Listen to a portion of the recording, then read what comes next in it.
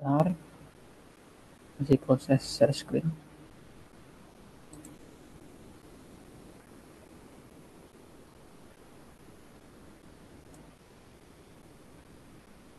Apakah sudah terlihat, Adik?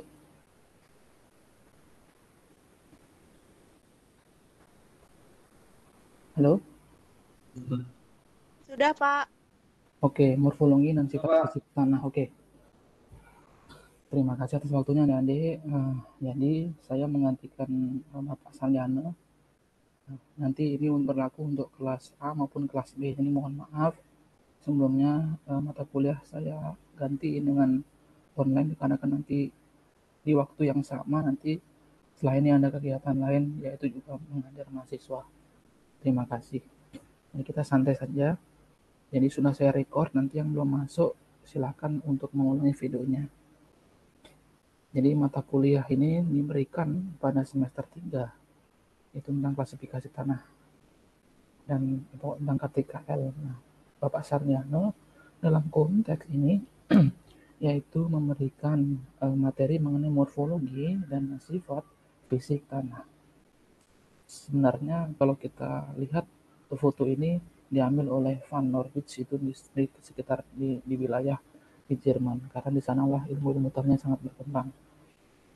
Jadi kalau kita bicara mengenai tentang pendon dan epipendon ini, arahnya adalah tentang sebenarnya apa sih hubungan tanah,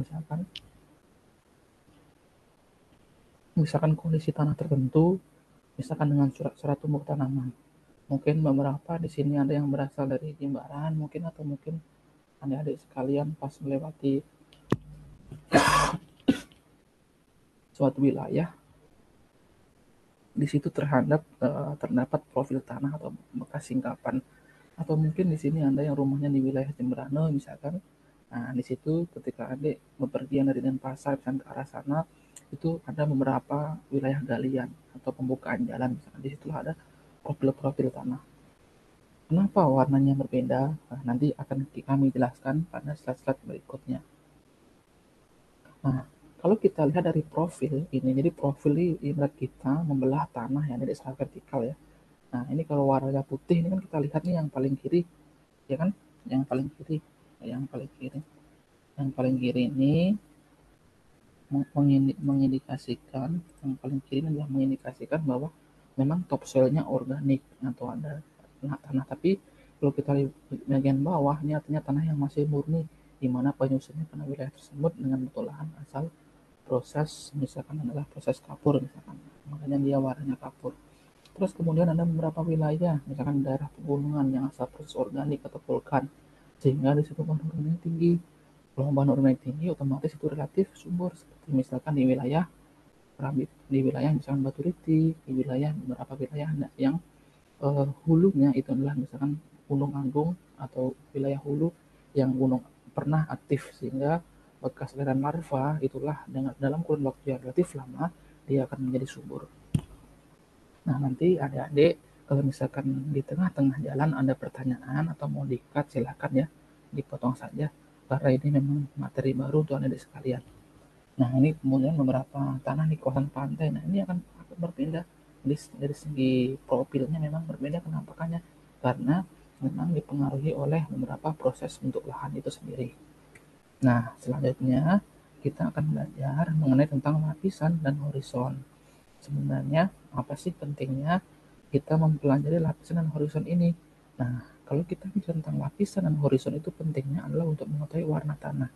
Jadi, kalau kita mengetahui warna tanah, kita bisa membedakan apakah tanah itu subur atau tidak.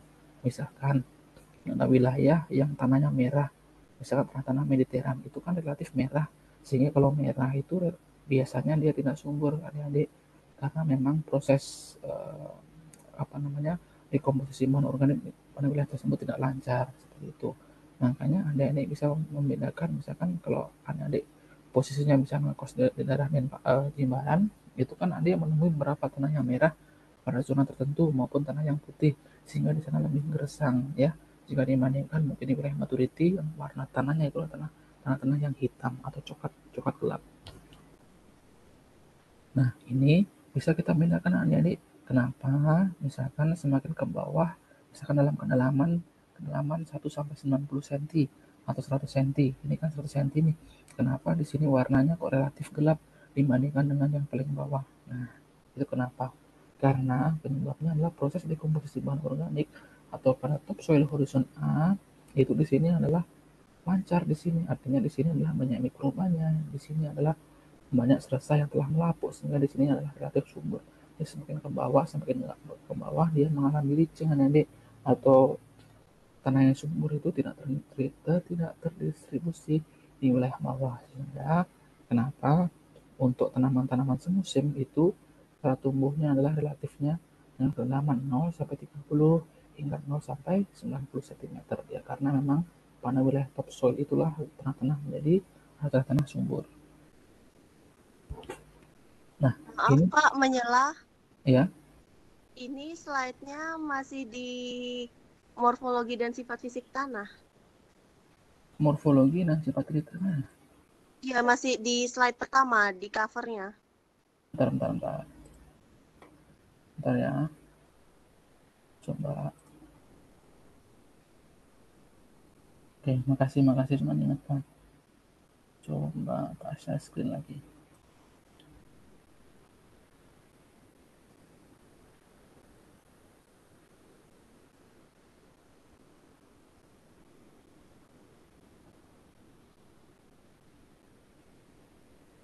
Kalau sekarang,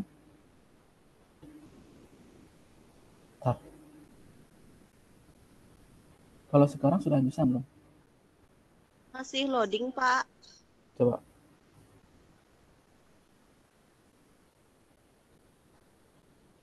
Yang terlihat situs webnya, Pak. Situs webnya. Tar. Coba share konten.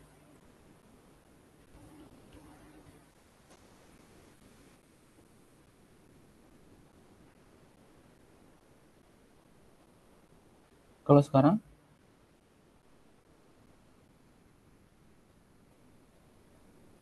halo? Sudah, Pak. Coba ini, sudah typical soil profile. Iya, Pak, di profil tanah. Ya, sekarang ini benar horizon tanah.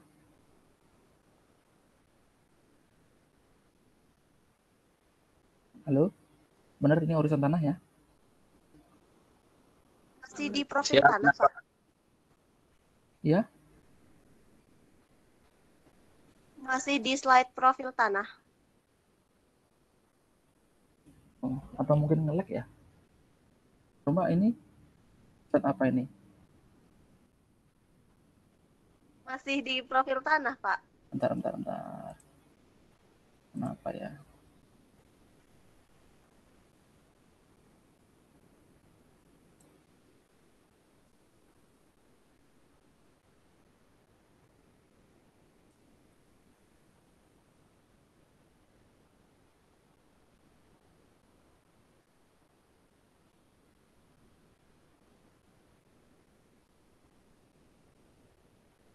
Bentar.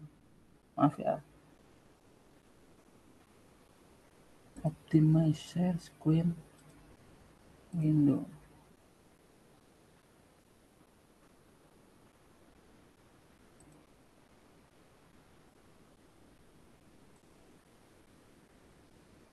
Kalau ini sama ya? Cuma kalau ini slide apa ini? Oh, sudah bisa, Pak. Sudah bisa. Sunnah ya? Atau gini saja kali ya? Kalau di slide show kayaknya nggak bisa deh. Bisa. Coba ini slide apa ini? Bisa nggak? Kelihatan nggak? Udah di typical soil, Pak. Hah? Yang ini lapisan dan horizon. Iya, oke. Horizon. Oke. Terus ini? Masih di lapisan dan horizon. Oke. Berarti harus gini berarti. Ini udah horizon tanah. Oke. Berarti gini saja kali ya. Maaf ya. Kalau ini? Warna tanah. Oke. Sip. Jadi kita ini aja deh ya, karena mungkin ada kendala ini komputer saya. Oke, kita kembali saja ke profil. Nanti kalau misalnya nggak kelihatan bilang ya ini profil benar ya. Iya, Pak. Ya, ini merupakan yang saya bilang tadi bahwa kalau misalnya wilayah Jimbaran itu warna tanahnya cenderung putih. Nah, itu karena untuk lahannya adalah proses, misalkan adalah proses dari kars. Kars itu apa? Kapur. Sehingga kalau mungkin Anda wilayahnya di Jimbaran, mungkin berapa kalau mandi itu bau-bau kapur atau gatal ya, karena itu adalah proses kapur itu. Ya. Nah, ini yang tadi saya bilang lapisan horizon. Ini yang saya bilang adalah typical soil profile. Ini merupakan sebuah penampang belintang secara vertikal, di mana itu jelas bahwa perbedaannya ada di ini kalau wilayah-wilayah yang di sini, ini kenapa kok dia misalkan hitam atau coklat misalkan, kenapa di sini semakin ke bawah semakin semakin apa namanya istilahnya semakin terang ya, karena di sini ada proses pelapukannya sedikit adik-adik, sehingga disinilah tanah yang paling subur gitu ya. Nah, ini selanjutnya nanti kalau misalkan Anda kendala di slide ini ya konfirmasi ya, ini benar ya horizon tanah sekarang ya. Tadi terakhir di sini benar horizon tanah.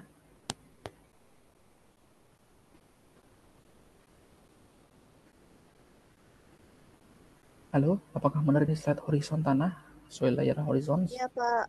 Oke, terima kasih. Nah, selanjutnya yaitu merupakan horizon tanah. Jadi, kalau nanti adik-adik bicara mengenai horizon tanah, itu ada horizon O, A, E, B, C, R. Nah, kira-kira di mana sih horizon yang paling subur atau menjadi serat tumbuh tanaman? Nah, biasanya yang paling subur itu adalah horizon O, karena itu adalah top soil, di mana di situ adalah tanahnya biasanya relatif gelap. Terus kemudian di bawahnya adalah horizon A, di situ banyak sekali pencucian, yaitu seperti adanya Fe maupun kalsium.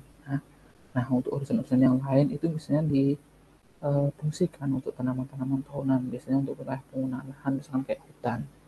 Nah, itu. Jadi, kita selanjutnya bicara mengenai karakterisasi morfologi tanah ya adik-adik. Nah, dalam karakterisasi morfologi tanah itu dibagi menjadi beberapa elemen seperti warna, tekstur tanah, struktur tanah, konsistensi, dan pori. Nah, setiap horizon ini memiliki karakteristik yang berbeda per masing-masing profilnya, ya. Nah, ini kalau kita bicara yang pertama adalah warna tanah. Ya, seperti yang saya bilang di awal bahwa tanah per masing-masing horizon itu berbeda, adik ya. Nah, ada beberapa subparameter seperti kandungan bahan organik misalkan. Terus selanjutnya adalah warna tanah dan temperatur. Terus yang terakhir yaitu warna tanah dan bahan induk. Nah, yang saya bilang di awal bahwa sebenarnya kalau kita bicara mengenai tanah ini tidak terlepas dari bahan induknya.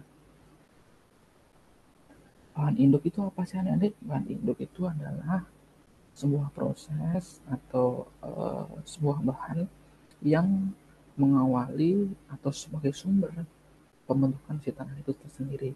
Misalkan adik-adik secara ini ya, secara analogi, misalkan wilayah-wilayah yang subur atau wilayah-wilayah yang dulunya misalkan bekas letusan gunung api. Nah, bahan induknya itu apa? Bahan induknya adalah dari vulkanik.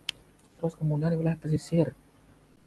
Nah, itu bahan induknya dari apa? Itu biasanya dari proses marin atau wilayah pesisir, atau mungkin dari misalkan dekomposisi bahan-bahan yang ada di pesisir, misalnya kayak keong yang sudah melapuk, dan maupun pasir-pasir pantai itu kenapa dia warnanya ada yang putih, ada yang hitam. Nah, kalau yang hitam itu prosesnya adalah karena dia pasirnya dapat transferan dari vulkanik atau gunung api. Sedangkan yang pasir putih itu memang dia proses dekomposisi, misalnya kayak karang yang sudah melapuk dan menjadi pasir di wilayah tersebut, karena karang kan warnanya putih atau warnanya kayak semacam kekuningan seperti itu. Nah, itulah yang harus kita pahami ya, jadi ya. Selanjutnya yaitu ada penetapan warna tanah. Nah, kalau misalkan di lab tanah, nanti mungkin adik-adik praktikum mengenai tentang parameter tanah. Nah, di situ adik-adik diajarkan oleh dosen untuk mengidentifikasi warna tanah dengan muncul adik-adik ya. Muncul itu semacam seperti katalog, nanti kita cocokkan warna tanah di sana, dan kemudian kita bisa mengetahui perbedaannya per masing-masing jenis tanah tadi. Nah, ini ada beberapa kategori, misalkan seperti HU 10HR, nah itu halaman. Nah, ini teknis ya adik-adik ya. Nanti kita bisa praktekkan mungkin pas di mata kuliah yang lain mengenai Mansell color chart ini. Jadi nanti mohon diperhatikan kembali ya. Nah, nanti pas adik mungkin ini ya ini visualnya ya. Mansell color chart itu adalah semacam katalog untuk membedakan warna-warna tanah. Nah, dengan warna-warna tanah tersebut kita bisa mengidentifikasi nanti kaitannya dengan kesuburan tanah misalnya ya. Seperti itu. Nah, ini ada gradasinya seperti ini. Ini teknis ya adik-adik ya. Nanti adik-adik mungkin diajarkan oleh dosen yang lain untuk mengetahuinya, atau mungkin nanti pas di semester 5 atau 6 ketika adik-adik mulai skripsi mengenai tentang atau masuk pada ilmu tanah dan lingkungan akan diajarkan seperti ini. Khususnya bagi adik-adik misalkan yang tertarik untuk melakukan penelitian mengenai kualitas tanah, misalkan mengenai kesuburan tanah, misalkan ini sangat penting untuk diteliti ya. Nah, selanjutnya kita bicara lagi tentang warna tanah. Kenapa sih warna tanah ini menjadi sebuah topik bahasan yang begitu penting dalam mata kuliah ini? Ya, karena sederhana, orang awam pun dengan tahu warna tanahnya, maka dia akan tahu. Ya, pasti orang-orang di desa pasti selalu bilang, oh tanahnya di situ subur karena dia warnanya hitam, warna organiknya tinggi. Makanya kalau adik beli pupuk organik misalkan di suatu tempat pasti warna hitam. Ya, karena itu adalah proses dekomposisi dari senyawa organik yang sudah melampau. Itu ya. Atau mungkin dari seresah yang dibantu dekomposernya oleh senyawa organik maupun senyawa yang lain sehingga dia semakin subur pada wilayah tersebut. Nah, selanjutnya yaitu hubungan warna tanah dan drainase. Drainase itu apa sih adik-adik? Mungkin salah satu bisa menjawab.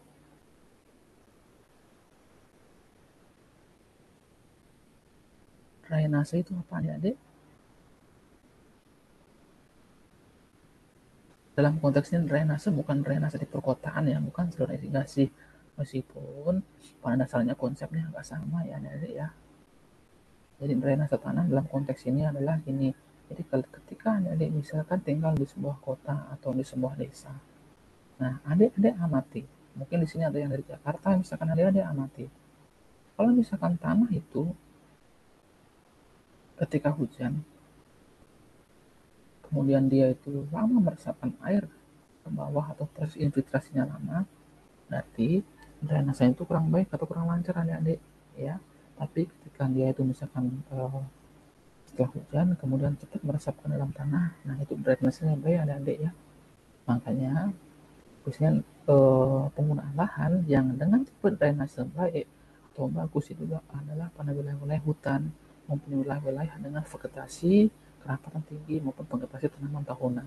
Nah, apakah wilayah seperti tanaman padi, wilayah persawahan itu drainasenya bagus? Oh tidak, itu drainasenya buruk ya adik ya, karena dia tuh tergenang sifatnya, kalau tergenang itu kurang bagus ya adik ya. Meskipun pada dasarnya ada tanaman tertentu yang suka atau memang dia sesuai pada wilayah-wilayah yang relatif tergenang adik ya, seperti itu. Nah, kalau misalkan wilayah dengan drainase yang buruk itu biasanya ditandai dengan mungkin adik-adik pernah pas masa kecil di sawah, kemudian membongkar beberapa bongkahan pada wilayah tanah sawah, sehingga di situ pada bagian bawah itu ada namanya kayak rata-rata adik-adik ya. Rata-rata itu atau mungkin warnanya seperti besi, itu namanya adalah mottling adik-adik ya.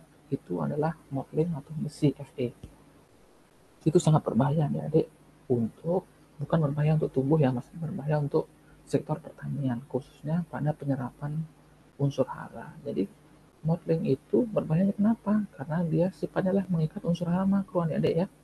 Nanti kalau misalnya adik-adik memiliki petani besar misalkan memupuk pada wilayah itu, ya kurangilah modeling dengan cara apa? Memperbaiki drainase. Terus selanjutnya yaitu tentang partikel tanah. Nah, partikel tanah ini ada beberapa, yaitu ada pasir, embu, sama liat.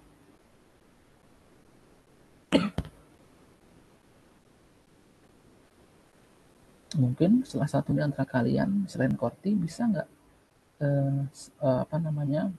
memberikan argumentasi mengenai slide ini atau partikel tanah ini? Apa sih maksudnya pasir? Apa sih debu? Apa liat? Silakan. Salah tidak apa-apa adik-adik.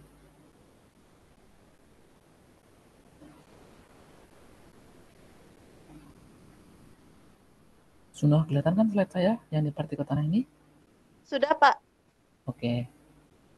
Ini agak susah sih adik-adik ya. Biasanya memang semester-semester awal tuh agak susah. Dulu pas saya masih kuliah juga saya tidur di belakang karena memang agak susah terkait dengan ini, sehingga materinya saya share duluan terhadap Korti agar bisa dipelajari terlebih dahulu. Karena sebenarnya ya kita harus sama-sama belajar ya adik-adik ya. Nah, nanti adik-adik kalau ngambil konsentrasi tanah ataupun adik skripsi mengenai tentang topik ini, pasti tidak terlepas dari partikel tanah ini, yaitu pasir, debu, dan liat. Nah, ini sangat penting adik-adik, sangat penting untuk hubungannya dengan kaitannya dengan apapun itu, dengan pengelolaan lingkungan maupun pengelolaan pengembangan lahan pertanian. Itu sangat penting. Misalkan wilayah yang didominasi oleh tanah liat, misalkan, apakah itu subur? Belum tentu. Yang subur itu adalah ketika fraksi debu, pasir, dan liat itu agak seimbang, sehingga rongga-rongga di situnya ada, di situ ada ya. Nah, itu kita bisa siasati, misalkan tanah yang didominasi oleh pasir di wilayah pesisir, misalkan di wilayah coastal area, di wilayah misalkan kalau di coastal misalkan di wilayah Jimbaran, itu kan kita tahu bahwa wilayah di beberapa tanah di wilayah tersebut kan relatif lemah. Adik, apakah adik pernah melihat tanaman yang subur ditanam di atas pasir? Pasti tidak ya. Nah, terus biasanya gimana ketika ada pertanian yang memang di wilayah itu zonanya didominasi oleh pasir? Gimana? Caranya adalah biasanya petani itu memberikan beberapa pupuk kandang atau bahan organik di atasnya, dengan catatan itu dapat mendegradasi atau mempercepat proses pelapukan, maupun bisa mensubstitusikan dari fraksi pasir menjadi yang agak kelihatan seperti itu ya adik ya. Nah, bahan organik itu mampu memecah adik ya. Bahan organik itu sangat penting dalam dunia pertanian ya. Contoh bahan organik apa? Pupuk kandang misalkan ya, itu. Nah, selanjutnya yaitu mengenai tekstur tanah. Tekstur tanah itu juga tidak kalah penting ya. Tekstur tanah yang ini sama partikel tanah sama tekstur tanah.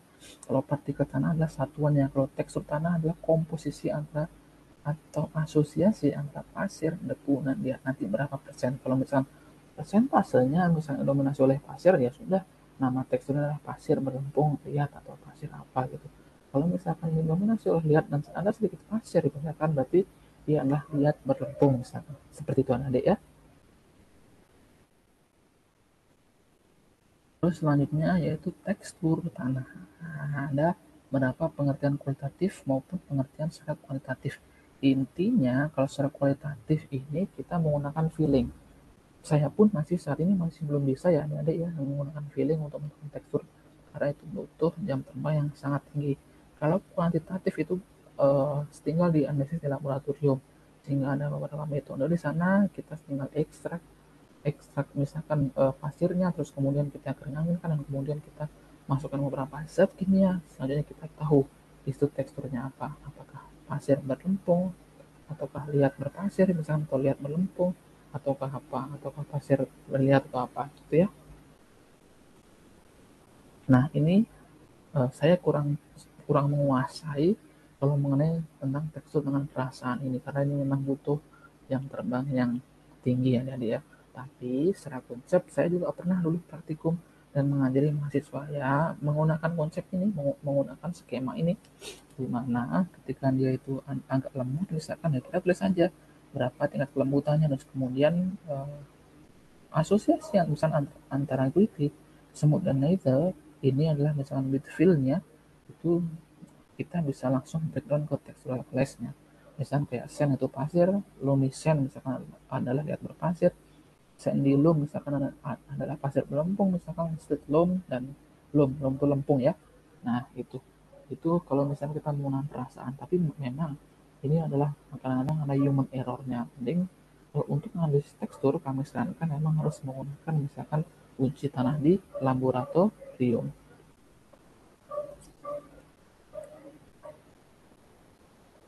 Boleh tahu adik-adik pernah tidak diajarkan mengenai tentang tekstur ini pada mata kuliah mungkin dasar-dasar ilmu tanah?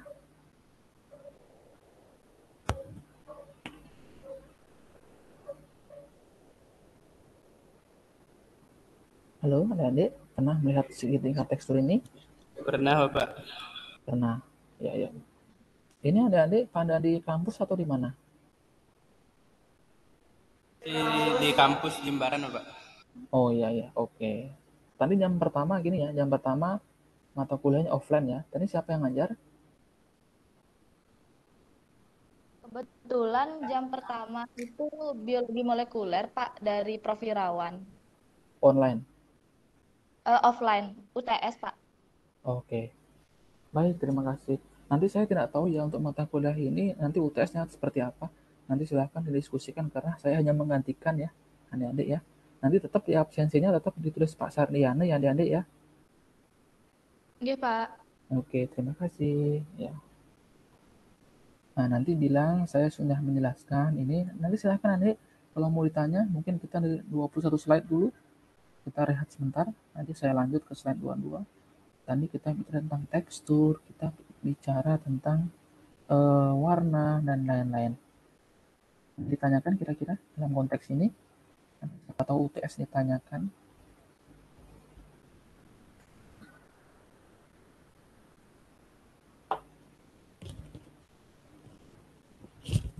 Tidak harus artinya adik-adik. Pak. Ya, silakan. Maaf kalau dari saya penjelasannya sudah cukup jelas, Pak. Iya. Yang lain mungkin kita ambil studi kasus misalkan adik-adik aneh dari maturity, kenapa sih Pak di tempat saya misalkan kok subur, sedangkan di teman saya misalkan di wilayah Jembrana di pesisir kurang subur, kenapa gitu? Pernah nggak merasa seperti itu? Mungkin orang tuanya ada yang nanya nih kenapa nih kok orang subur nih gitu. Waduh, ambur Pak, yang tenawang Pak, kan nggak enak ya anak pertanian ditanya kan. Tenuning tiang Pak, nggak enak.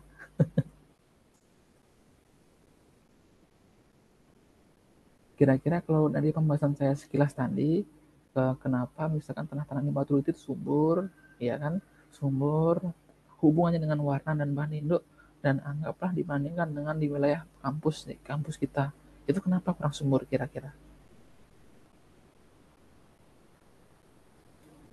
Jadi nanti kalau ada soal seperti itu simple ya, karena itu dipengaruhi oleh bahan induk ya adik-adik, bahan induk ya. Jadi adalah dasar pembentukan tanah bahan induk ya adik-adik ya. Nah, kalau wilayah-wilayah Maturity itu memang di situ adalah bahan induknya berasal dari vulkanik. Jadi kayak Danau Buyan, Beratan itu sebenarnya itu kawah adik-adik ya, kawah di wilayah 3 gunung tersebut itu kan ada gunung Poken atau apa di situ. Pokok di situ memang sumber karena dahulu kala memang di situ adalah pernah mengalami letusan yang sangat dahsyat sehingga proses daripada letusan itu atau sisa letusan itu akan melampau dan menjadi bahan induk tanah yang memang subur sehingga diturunkan dari asal proses tersebut adalah jenis-jenis tanah seperti andosol gitu ya. Sedangkan di wilayah-wilayah bukit itu beberapa tanahnya adalah regosol dan yang lain adalah misalkan atau sesuatu kuningan maupun tanah-tanah yang bahan induknya itu berasal misalkan dari proses bahan induknya, misalkan berasal dari proses kapur tersebut. Jadi kita tahu bahwa kapur itu tidak bagus ya memang untuk pertumbuhan tanaman, tapi ingat ada tanaman-tanaman tertentu yang cocok, yaitu untuk pengembangan pertanian. Misalkan kenapa di situ kok jati, misalkan di situ kenapa banyak mangganya, ya karena kedua komoditi itu cocok untuk pada wilayah-wilayah yang tanahnya berkapur seperti itu adik ya. Nah ini adalah selanjutnya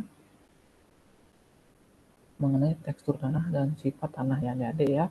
Ada beberapa sub yaitu seperti mineralogi, luas permukaan spesifik, dan sifat umum. Nah, terdapat pasir, lembu, liat, rendah, tinggi, terus kelas terus mencerminkan sifat vertik atau separat tanah. Nah, ini maksudnya apa adik-adik? Maksudnya ini adalah kalau kita bicara tentang fokus terlebih dulu tentang mineralogi. Jadi mineralogi itu apa sih sebenarnya? Mineralogi adalah air ya adik-adik ya, batuan yang mengandung air ya. Pokoknya kaitannya ini dengan sifat-sifat tanah maupun kaitannya dengan mineral, ada primer, sekunder, dan lain-lain. Nah ini teoritis banget, jadi kita langsung mengarah kepada beberapa contoh tanah seperti tanah berdebu berempung. Ini tanah berdebu berempung seperti tanah yang seperti ini saya pernah temui di wilayah pesisir utara Gunung Agung. Nah di situ kita tahu misalnya kayak di TJ Kule seperti itu. Nah di situ tanah-tanahnya seperti ini adik. Karena meskipun hulunya adalah gunung yang pernah meletus, itu belum tentu subur adik-adik ya. Nah suburnya kapan Pak? Suburnya apabila dia sudah terdekomposisi dalam waktu yang sangat lama atau dalam waktu ribuan tahun misalkan, yang sudah terdegradasi oleh iklim, misalkan sudah melapuk oleh iklim, hujan dan lain-lain maupun mikrobah. Nah itulah yang tanah sumber. Tapi kalau misalnya tanah yang baru misalnya kayak di Batur itu kan mungkin Anda pernah selfie di daerah situ ya, di Batur yang Geopark. Nah di situ beberapa tanahnya kurang subur adik-adik karena di situ masih vulkanik muda. Jadi tanah-tanah muda itu kurang subur ya adik-adik ya. Mungkin 10.000 tahun lagi sudah melapuk misalkan, sudah tersuplai oleh bahan-bahan organik misalkan, sudah mulai terdekomposisi misalkan, itu akan subur, sangat subur nanti ya, seperti itu. Nah ini ada beberapa contoh soil profile mengenai coarse textures atau tanah berpasir seperti ini. Misalnya ini kita temukan di beberapa wilayah pesisir yang tadi ya, misalkan di wilayah Kelungkung di pesisir dekatnya misalkan dekat pelabuhan, maupun di wilayah pesisir sepanjang garis pantai, sepanjang misalkan jarak ke utara misalkan 10 meter dari garis pantai selatan. Nah itu kita temukan beberapa wilayah yang didominasi oleh misalkan tanah berpasir seperti ini. Nah ini kemudian kita bicara mengenai luas permukaan. Ada beberapa hal yang ada satu hal yang sangat kita harus perhatikan mengenai tentang luas permukaan ini, yaitu kaitannya dengan sejumlah reaksi fisika, kimia, dan biologi yang terjadi di permukaan partikel. Kalau misalkan agregat dari partikelnya halus, dia akan membentuk sub-sub seperti ini. Nah, ini anggaplah segumpal. Ini adalah struktur yang adik-adik ya. Nah, nanti kalau misalnya seperti ini bagus adik-adik. Tapi kalau dia itu butiran kasar seperti ini kan satu jadinya ya. Ini dia kalau misalkan ini ibarat satu batuan, dan ini adalah kumpulan dari fraksi-fraksi tersebut. Nah, mana adik-adik yang bagus untuk pertanian? Ya kan tidak mungkin yang butiran kasar yang adik-adik ya. Kalau butiran kasar ini kan nanam kita susah. Jadi akan kalau misalkan perakaran tentu kena batu kan dia tidak bisa menembus. Nah yang bagus seperti ini, sehingga unsur hara itu maupun air dan lain-lain itu akan terasosiasi di sela-sela ini. Begitulah ya. Terus kemudian ada permukaan jenis tanah. Itu ada pasir, ada debu, dan ada liat.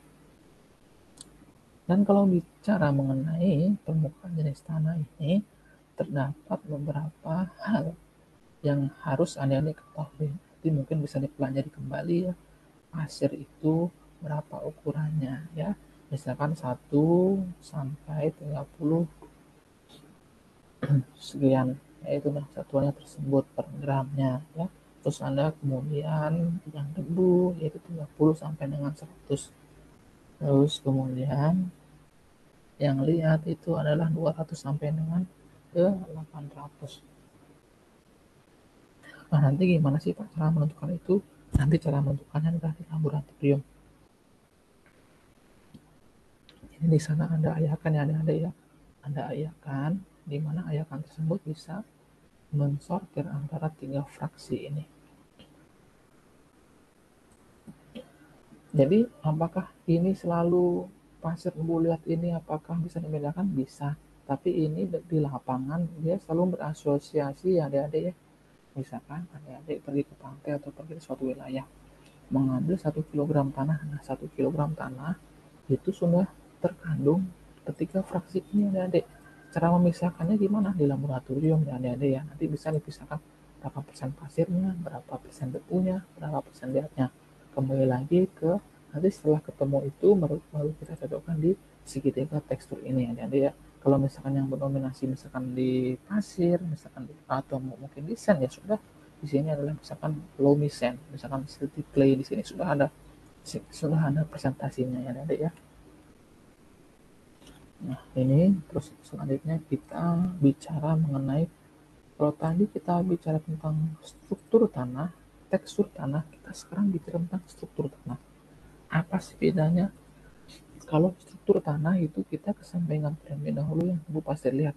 Jadi struktur tanah itu adalah bongkahan-bongkahan ya, ya. Ketika adik misalkan ngambil satu bongkah tanah, terus kemudian adik pilah-pilah lagi, disitulah adik akan menemukan pola-polanya. Mungkin adik pernah iseng pas masa kecil mengambil tanah sawah. Nah, kemudian setelah itu adik pisah-pisah kecil-kecil. Nah, kalau bentuknya misalkan seperti ini adalah bulat bola. Nah, biasanya kalau tanah sawah itu adalah angular blocky atau dia runcing-runcing seperti itu. Nah, itu namanya adalah struktur. Nah, biasanya kalau data struktur tanah ini dipakai untuk menganalisis nanti kalau adik-adik misalkan mau ambil mata kuliah tentang erosi maupun pengelolaan dari aliran sungai. Nah, di mata kuliah yang lanjut itu nanti adik-adik akan dipraktekkan gimana sih cara mengetahui. Jadi mata kuliah awal ini kami hanya menjelaskan secara teoritis, nanti lambat laun akan dijelaskan secara praktis penggunaannya seperti apa. Nah, ini kemudian beberapa proses mengenai ini ada yang saya bilang tadi ada ya struktur lempeng, tekanan dan lain seperti ini. Ketika kita ngambil misalkan beberapa bongkahan misalkan seperti ini, terus fungsinya untuk apa sih Pak? Belajar seperti ini misalkan untuk dunia pertanian ya tadi ini ada kaitannya dengan apa namanya susulan tanah, stratum tanaman dan lain-lain. Nah seperti itu ada ya ini bongkahannya nih prismatik, pertama panjang ke arah vertikal, tekanan lateral, tekanan vertikal dan lain. Ini juga ada kaitannya dengan nanti adalah kekompakan atau konsistensi tanah. Kalau kita bicara tentang konsistensi tanah, nah nanti ada slide selanjutnya yang menjelaskan tentang konsistensi tanah. Itu kita berlawanan ya adik-adik ya dengan teman-teman yang ada di teknik sipil.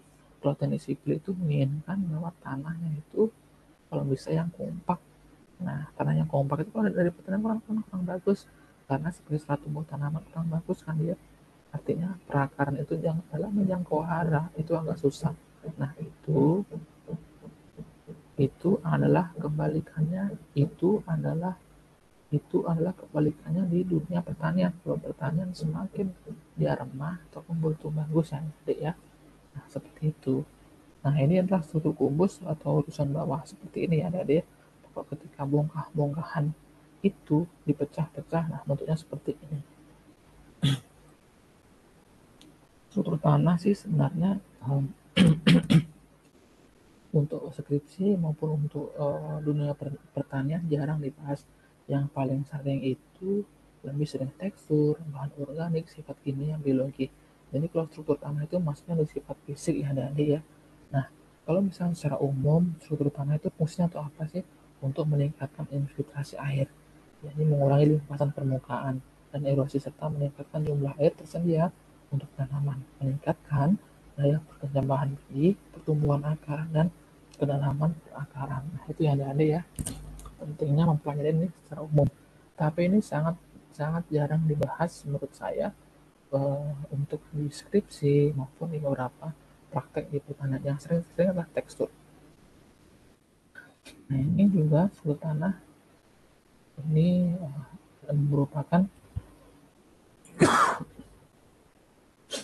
merupakan sebuah kiat-kiat ataupun kegiatan yang digunakan untuk misalnya memperbaiki atau mempertahankan struktur tanah. Yang pertama, misalkan kita melakukan olah tanah pada kandungan air yang sesuai. Terus kemudian yang kedua, tidak mengolah tanah jika terlalu basah. Terus Anda juga mempertahankan atau menambah kandungan bahan organik. Lagi-lagi, kandungan bahan organik ini penting ya adik-adik ya.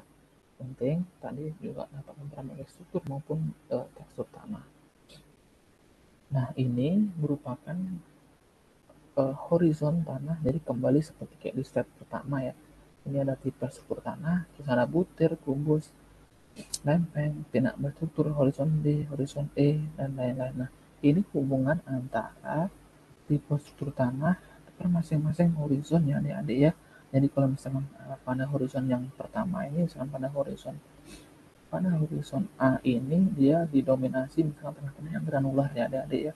Kalau misalkan pada horizon B ini adalah lebih ke tanah-tanah yang lempeng, terus kemudian ada yang prisma dan lain-lain. Nah, ini sudah jelas ya adik-adik ya, misalkan ada horizon B, horizon E dan lain-lain sudah dijelaskan di sini.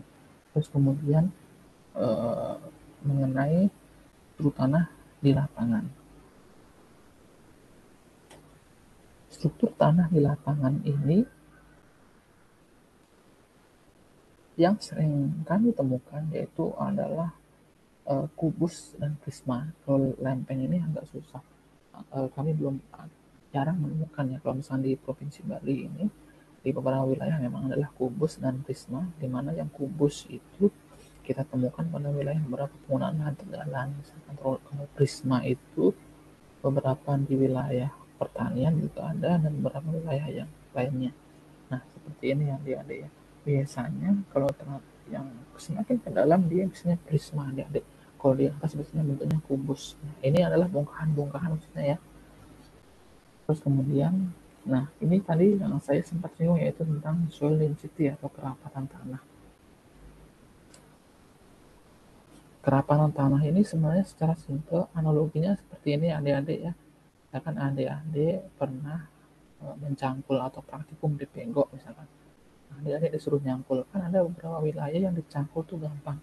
Ada beberapa wilayah yang susah. Misalkan adik saya suruh menyangkul di Denpasar atau saya suruh mencangkul sawah-sawah atau tegalan di wilayah Bukit Jimbaran. Itu akan lebih susah ya.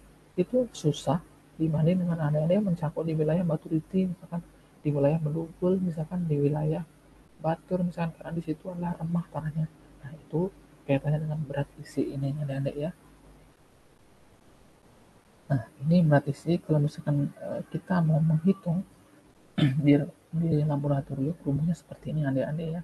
Ada volume padatan tanah dan ruang pori dan tergantung bagaimana susunan partikelnya. Nah, nanti gimana Pak menentukan? Oh, menentukannya sudah pakai alat adik-adik ya. Adik-adik tinggal membawa sampelnya misalkan di lapangan, sampel dari lapangan dan kemudian ditaruh di laboratorium, ditambahkan beberapa zat tertentu, kemudian sudah dapat nilainya. Sekarang sudah praktis ya. Dulu pas zaman saya itu memang agak susah menganalisisnya karena masih manual. Sekarang sudah ada alatnya lengkap. Nah, ini merupakan nilai dari berat isi. Berat isi kaitannya dengan tekstur, misalnya kalau berpasir, nah nilai range-nya sekitar segitu. Jadi dapat disimpulkan misalnya kalau tanah yang berpasir itu memiliki tanah dengan tekstur pasir itu memiliki berat isi yang relatif tinggi dibandingkan dengan tanah-tanah yang berliat lempung maupun berliat. Itu kan sudah jelas ya adik ya range-nya. Misalkan kalau berpasir yaitu 1,5 sampai 1,8, sedangkan yang berlempung 1,3 sampai 1,6, yang berliat 1,1 sampai 1,4. Nah, itu adik-adik. Makanya adik-adik mungkin dengan volume yang sama, misalkan dengan volume ya maksudnya, dengan volume misalkan satu gelas tanah pasir ditambahkan yang lain misalkan tanah berliat, itu lebih berat tanah berpasir adik-adik ya. Kalau kita lihat di sini, ini kita lihat tanah berat isi. Terus fakta mengenai berat isi. Tanah berpasir memiliki berat isi yang agak tinggi, dipengaruhi oleh volume mineral dan cara tersusunnya atau mempackingnya. Terus kemudian bahan organik menurunkan BI. Nah, saya bilang tadi bahwa ternyata bahan organik itu dapat memecah fraksi pasir menjadi yang lebih halus atau fraksi liat. Misalkan kayak istosol memiliki berat isi kurang dari 1 mg. Terus tanah yang terdiri dari campuran berbagai ukuran partikel bisa memiliki berat isi yang tinggi. Campuran kerikil halus dan liat dapat dimampatkan sampai memiliki berat isi 2 mg. Bagaimana cara memampatkannya? Ditambahkan dengan organik tersebut yang ada ya. Kemudian kita bicara mengenai porositas. Nah, porositas itu apa sih adik? Porositas itu kalau misalnya kita kita cara menghitungnya adalah berat volume S1 min berat volume per berat jenis. Seperti itu kalau di laboratorium ya. Sebenarnya porositas itu apa sih adik-adik? Porositas itu adalah proporsi ruang pori di dalam tanah. Sehingga kalau porositasnya yang paling bagus itu sebenarnya meso yang ada di tengah-tengah. Kalau misalnya terlalu porus juga tidak bagus. Jadi kalau terlalu porus dia tidak bisa menyimpan air, misalkan tanah-tanah yang berpasir. Kalau terlalu misalkan kecil porositasnya juga porus juga nggak terlalu bagus karena dia nanti akan setiap ada air dia akan tergenang dan akan menyebabkan drainase buruk dan akan menyebabkan keracunan pada tanah atau mottling atau biasanya proses dalam pertanian itu namanya adalah reaksi redox. Itu kurang bagus ya untuk tanah. Yang bagus adalah meso, jadi dia dapat menyimpan air dalam tanah maupun dia juga dapat meloloskannya dengan tepat seperti itu ya ada ya. Jadi yang tengah-tengah. Terus kemudian ini adalah ruang pori makro sama makro ya. Pasir yang homogen agregat liat. Nah seperti ini adik-adik ya. Ini kayak semacam kumpulan-kumpulan. Jadi kalau yang homogen seperti ini adik-adik. Jadi dia misalkan dari pasir-pasir. Ini analogi sebuah pasir yang adik-adik ya. Jadi seperti ini. Terus kemudian ini adalah ruang pori mikro yang terlalu kecil ya adik-adik ya. Mungkin dalam slide ini tidak ada ruang pori meso. Nah nanti adik-adik coba silahkan cari di beberapa media maupun jurnal. Nah itu ada meso itu bagus itu. Bagus termasuk di dalam pori meso itu mikroba dapat tumbuh dengan bagus itu. Kalau mikroba dalam tanah itu bagus atau misalkan makroorganisme bagus, misalkan ada cacing itu dapat bernapas dan maka tanah itu diindikasikan subur. Nah seperti ini adik-adik ya. Terus kemudian konsistensi yang tadi saya jelaskan bahwa konsistensi ini kaitannya dengan kemampuan tanaman dalam mempenetrasi akarnya untuk menjangkau unsur hara dalam tanah. Kalau misalnya konsistensi tanah tersebut misalkan buruk atau padat, otomatis ya akan terhambat haranya.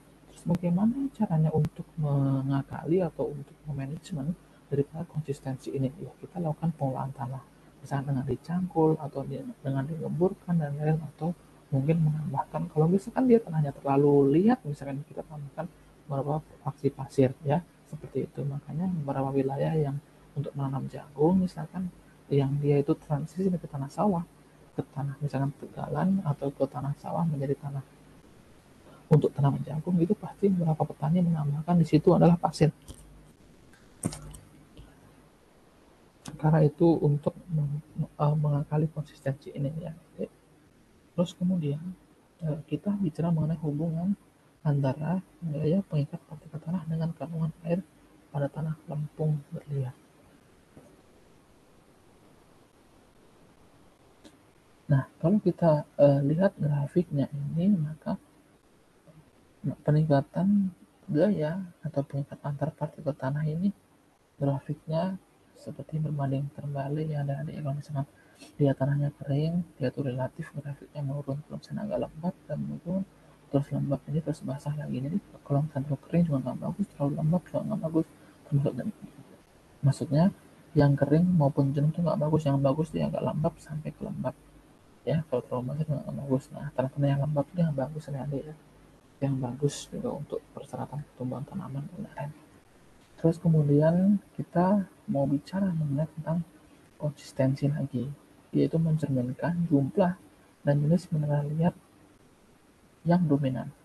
Kondisi kemudian tanah bisa diolah, potensi terjadinya pemadatan atau compaction, Dan konsistensi tanah ini berdasarkan gaya kohesi dan adhesi yang mengikat partikel dalam sebuah agregat. Konsistensi tanah memberikan indikasi di mana zona yang bisa menghambat pertumbuhan akar atau pergerakan bahan, di mana mungkin terjadi lapisan hampat seperti hard sponge. Nah, dari pernyataan ini penting diingat bahwa konsistensi tanah itu memang sangat penting dalam dunia pertanian. Nah, kalau kita kaitkan misalkan dari contoh skripsi atau contoh penelitian, konsistensi tanah ini dapat didekati misalkan dianalisis dengan pendekatan juga laboratorium, misalkan kayak berat volume dan lain-lain. Terus kemudian metode pengambilannya menggunakan apa? Menggunakan ring sampel adik-adik ya. Nanti mungkin adik-adik pas praktikum diajarkan menggunakan ring sampel. Disitulah adik-adik bisa menganalisis konsistensi tanahnya seperti apa. Termasuk nanti ada hubungannya dengan permeabilitas atau kemampuan tanah dalam mengeluarkan air, porositas dan lain-lain. Nah, disitulah adik-adik akan mulai belajar. Terus bagaimana sih Pak caranya untuk mengetahui konsistensi tanah? Nah, kalau di lab kita sepertinya belum punya adik-adik ya. Ini kayak penetrometer ya adik ya. Jadi kayak mungkin di lab agronomi punya, tapi lab agronomi itu adalah penetrometer untuk mengetahui kekerasan buah. Tapi kalau untuk mengetahui konsistensi kekerasan tanah, di lab tanah itu sepertinya belum punya. Nah, alatnya kurang lebih secara visualisasi ini ya. Jadi nanti mungkin untuk selanjutnya yang mengenai skripsi maupun mengenai mata kuliah yang berkaitan dengan tanah pasti jarang disinggung mengenai konsistensi tanah ini karena memang untuk mendapatkan datanya relatif susah ya adik-adik ya. Pasti nanti yang umum itu yang sering dibahas pasti jenis tanah, terus kemudian beberapa parameter seperti sifat fisik, kimia, biologi. Sifat fisik yang paling penting itu misalkan kayak struktur, bukan tekstur, maksud saya struktur jarang-jarang ya disinggung ya. Terus berat volume, terus permeabilitas, porositas itu yang paling sering. Terus kemudian kimianya adalah tadi bahan organiknya, itu yang paling penting. Terus N, P, K, KT, KKB. Tapi bahan organik lah yang paling sering disinggung di dalam mata kuliah pertanian khususnya di ilmu tanah dan lingkungan ini. Oke, baik adik-adik, sampai di sini ada yang ditanyakan? Tidak apa-apa, studi kasus tidak apa-apa, kita santai saja.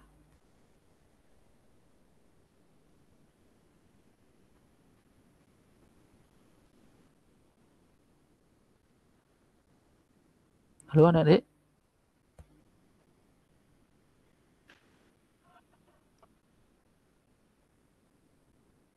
Maaf Pak, untuk materinya mungkin bisa ditampilkan kembali. Tadi dari slide sebelum 50 itu kurang jelas Pak.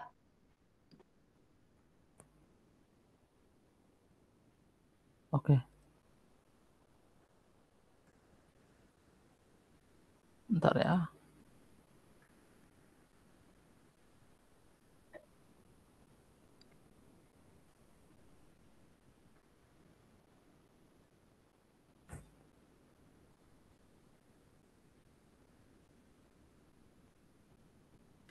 Yang terakhir emang agak susah deh ya, itu konsistensi. Jadi konsistensi menurut saya tidak agak susah kita mendapatkan nilainya. Slide 50 ya. Maaf Pak, slide-nya belum terlihat. Yang ini udah? Belum Pak, yang terlihat itu Webex-nya.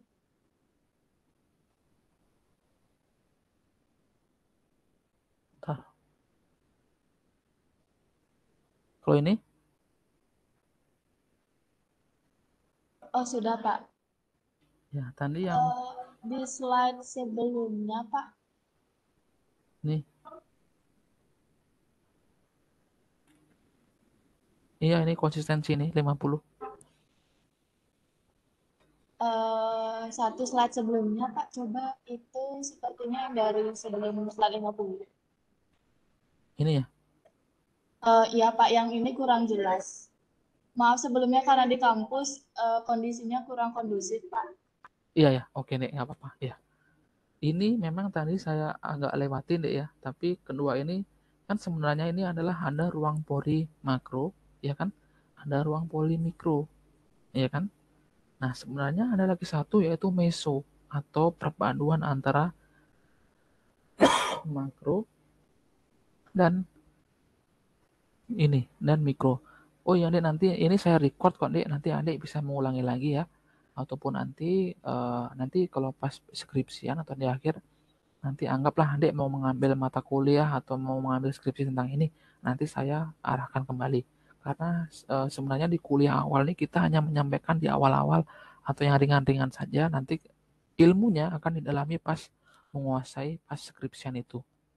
Nah, ini adalah ruang pori makro yang adik-adik ya.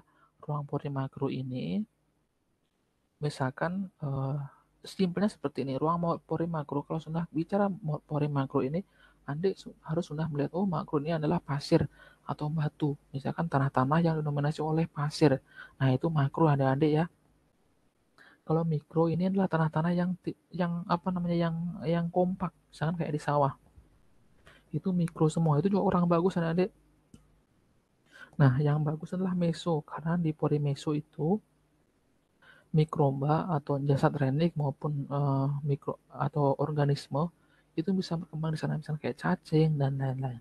Sehingga kalau semakin banyak cacing, semakin banyak mikroba dalam tanah itu kan bagus untuk proses dekomposisi. Sehingga biasanya tanah-tanah yang meso itu identik dengan tanah yang subur seperti itu ya. Terus ini adalah konsistensi. Nah, kalau kita bicara mengenai konsistensi ini, seperti yang saya bilang sebelumnya, bahwa ini sudah kelihatan ya, ada ya konsistensi ya. Sudah, Pak. Ya, kalau mengenai konsistensi ini, ya adik-adik ya, konsistensi ini merupakan simpelnya seperti ini.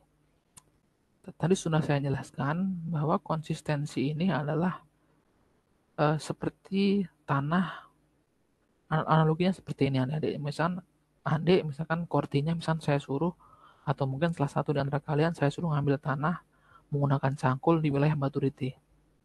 Yang lagi satu, misalkan di depan kampus adik, di depan gedung itu, coba adik cangkul misalkan. Nanti lebih susah mana? Logikanya lebih susah mana adik-adik? Di wilayah Maturity yang tanahnya subur atau di depan kampus kita?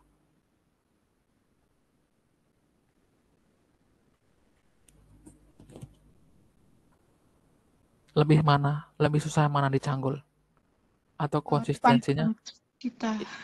Ya, ya, seperti itu nah adik-adik ya. Mungkin adik-adik coba menanam kangkung misalkan di depan kampus kita, apakah bisa tumbuh? Ya, seperti itu adik-adik ya. Itu sudah jelas. Jadi secara logika sudah jelas bahwa konsistensi tanah ini adalah kemampuan tanah misalkan untuk ditembus oleh akar tanaman atau mungkin kita mengelola. Jadi kalau misalkan konsis tanahnya gembur ya kan kita jarang ya temukan di wilayah Maturity atau dataran tinggi itu yang mengolah menggunakan baja ya adik ya. Yang mereka cukup mencangkul ya karena gampang dikelola. Nah, begitu pula yang di wilayah-wilayah pesisir karena dia tuh tanahnya sawah, tanahnya keras ya sebaiknya menggunakan traktor misalkan untuk mengolah tanahnya. Seperti itu adik-adik ya. Tadi sampai situ ya adik-adik ya saya menjelaskan termasuk konsistensi selanjutnya ini adalah teori mengenai tentang konsistensi secara umum. Nah, kalau ini memang saya lewati adik-adik ya karena ini tadi sudah saya lewati ini. Terus ini juga saya jelaskan sedikit mengenai zonanya. Jadi per masing-masing wilayah ini kalau misalkan zonanya seperti ini, konsistensinya seperti ini. Ini berkaitan dengan juga bahan induknya. Nah, kenapa data mengenai konsistensi ini jarang dieksplor oleh dosen? Ya karena memang kita tidak punya adik-adik ya alat untuk mengecek tingkat konsistensi tanah. Nah, nanti mungkin nanti coba kita ajukan ke rektor untuk mengajukan alatnya ini. Jadi kalau misalnya alatnya ini tahu gampang. Tapi teman-teman di teknik punya sih adik-adik. Oh, misalkan kalau di teknik itu kebalikan ya adik-adik ya. Mungkin teman-teman adik-adik sekalian ada yang bapaknya misalkan bekerja di teknik sipil. Nah, dia itu konsepnya itu adalah kebalikan daripada kita. Kalau teman-teman di teknik itu lebih suka tanah-tanah yang konsistensinya tinggi. Karena dia gampang nanti kalau untuk bangunan adik-adik ya. Jadi bangunannya kuat. Jadi mungkin kita membangun rumahnya sehingga lebih aman dibanding dengan tanah-tanah yang gembur. Karena tanah yang gembur itu memang ya rawan bencana longsor, erosi dan lain-lain. Tapi kalau untuk dunia pertanian sangat bagus. Nah, itu kelemahan di fakultas kita yang belum ada alat untuk mendeteksi ini sehingga jarang diekspor. Nah, yang sering diekspor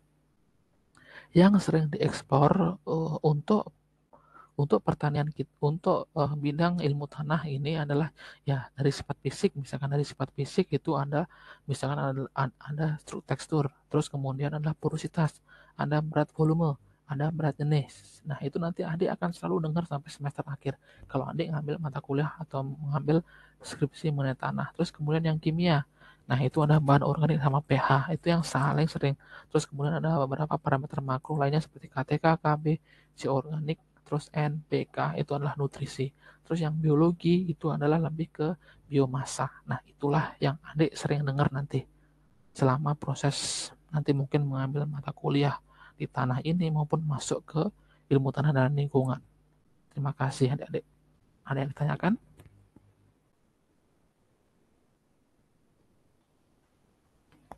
Ada yang ditanyakan adik-adik?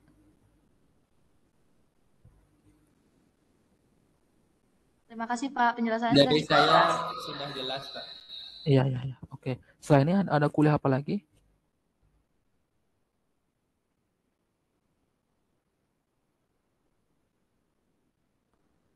Silakan adik-adik ya, absensinya tetap hard copy ya adik-adik ya, silakan tanda tanganin. Terus tolong koordinatnya dibantu untuk berita acaranya. Mungkin nanti untuk tanda tangannya Pak Sardiana dikosongin dulu pas beliau ke kelas lagi. Nanti mohon diklarifikasi mohon untuk tanda tangan Pak gitu ya.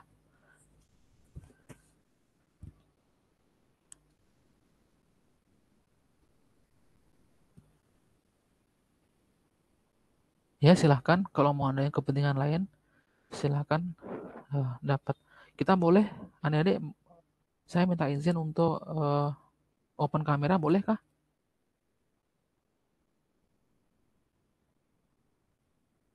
Boleh, Pak. Oke. Kalau misalkan kameranya ini lagi tidak bisa, yang tidak apa-apa. Tapi yuk kita open kamera sebentar. Iya Pak. Terima kasih ya.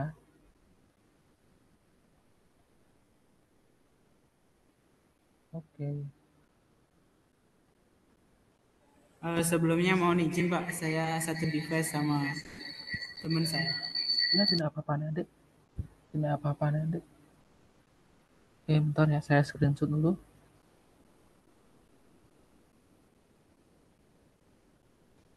Bentar.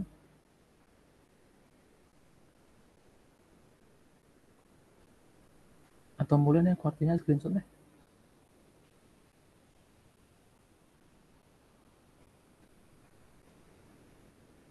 Bentar. Oke, sudah deh. Makasih ya.